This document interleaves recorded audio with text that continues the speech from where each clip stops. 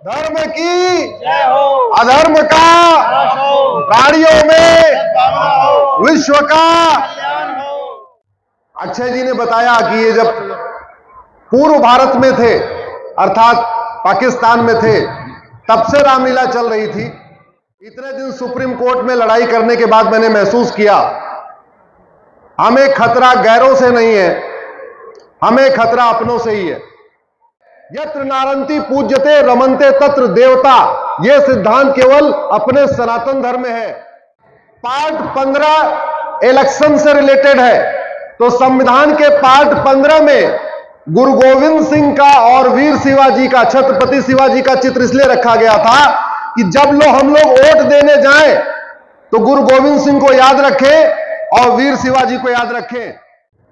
सियावर रामचंद्र की जय, बोले, हनुमान जी की, जय, सनातन धर्म की, जय, धर्म की जय हो, अधर्म का नाश हो, प्राणियों में सद्भावना हो, विश्व का।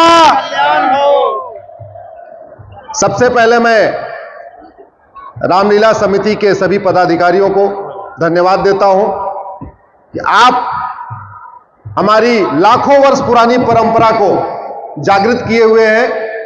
और मुझे पता चला कि अक्षय जी ने बताया कि ये जब पूर्व भारत में थे अर्थात पाकिस्तान में थे तब से रामलीला चल रही थी। सब कुछ छोड़ के आए, अपना खेत खलिहान छोड़ा, मकान दुकान छोड़ा, लेकिन न भगवान राम को छोड़ा न रामलीला को छोड़ा। पहले भी रामलीला कर रहे थे, आज भी रामलीला हो रही है। इसलिए मैं आप सबको, इस सनातन धर्म रामलीला समिति की सभी पदाधिकारियों को धन्यवाद देता हूं। एक बात मुझे विशेष रूप से कहना है, जो इतने दिन सुप्रीम कोर्ट में लड़ाई करने के बाद मैंने महसूस किया हमें खतरा गैरों से नहीं है, हमें खतरा अपनों से ही है। 1100 रिलीजन है दुनिया में, 1100 रिलीजन में केवल एक रिलीजन में नारी की पूजा होती है और वो है अपना सनातन धर्म। जोर से बोलिए, अपना। पूरी दुनिया में 1100 रिलीजन है, लेकिन जननी जन्मभूमिश्च स्वर्गादप गरीयसी, यह सिद्धांत केवल अपने सनातन धर्म में है। नारी तू नारायणी, यह सिद्धांत केवल अपने सनातन धर्म में है। यत्र नारंती पूज्यते रमनते तत्र देवता, यह सिद्धांत केवल अपने सनातन धर्म में है। गृहिणी, गृह का मतलब घर, ऋणी, ऋणी का मतलब ऋणी होना, जिसका पूरा परिवार ऋणी हो उसको कहते हैं गृहिणी। यह गृहिणी जैसा शब्द केवल हमारी भाषा में है। दुनिया में 6500 भाषाएं बोली जाती है, जिसमें आपको गृहिणी का पर्यायवाची नहीं मिलेगा। लेकिन स्वतंत्रता के बाद इस देश में बहुत खेल हुआ। जब हमारा संविधान बना था, उस संविधान में सिंधु घाटी का जैबू बेल था। संविधान के पार्ट 2 में गुरुकुल बना हुआ था। संविधान के पार्ट 3 में राम दरबार बना हुआ था। संविधान के पार्ट 4 में कुरुक्षेत्र में कृष्ण और अर्जुन का संवाद हो रहा था। संविधान के पार्ट 5 की शुरुआत गौतम बुद्ध जी के चित्र से थी। संविधान के पार्ट 6 में भगवान महावीर का चित्र था। संविधान के पार्ट 7 में सम्राट अशोक का चित्र था और संविधान के पार्ट 8 में हनुमान जी का चित्र था। लेकिन सेकुलरिज्म के कीड़े ने ऐसा काटा कि हमारे संविधान से भगवान राम का चित्र हटा दिया, हनुमान जी का चित्र हटा दिया, गौतम बुद्ध का चित्र हटा दिया, एक एक करके सारे चित्र हटा दिए। पार्ट 9 में राजा विक्रमादित्य का चित्र था। पार्ट 10 में नालंदा विश्वविद्यालय था। पार्ट 11 में राजा भरत।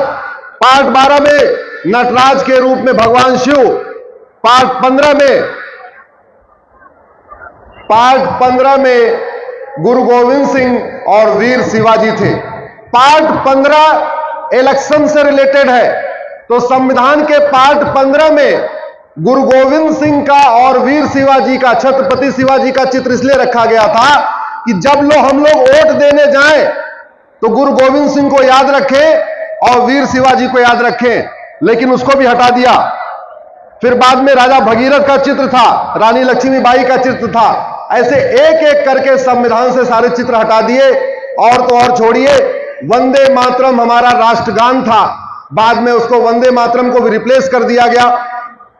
फिर एक के बाद कुछ ऐसी धाराएं जोड़ी गई जिससे धीरे धीरे हमें हिंदू कहने में गर्व की बजाय शर्म आने लगी।